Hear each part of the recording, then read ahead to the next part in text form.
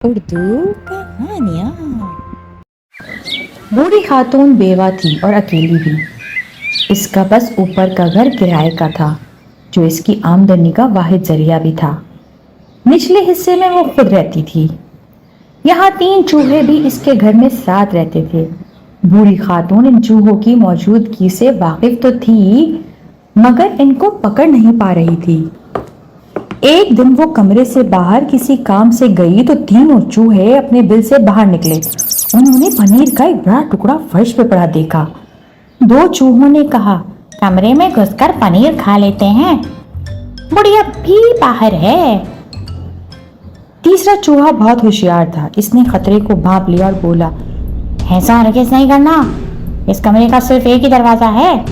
अगर बुढ़िया ने बाहर से बंद कर दिया तो हम तीनों फंस जाएंगे। दोनों दूसरे चूहे ने कहा, अगर हम खतरा नहीं मोलेंगे तो भूखों मर जाएंगे।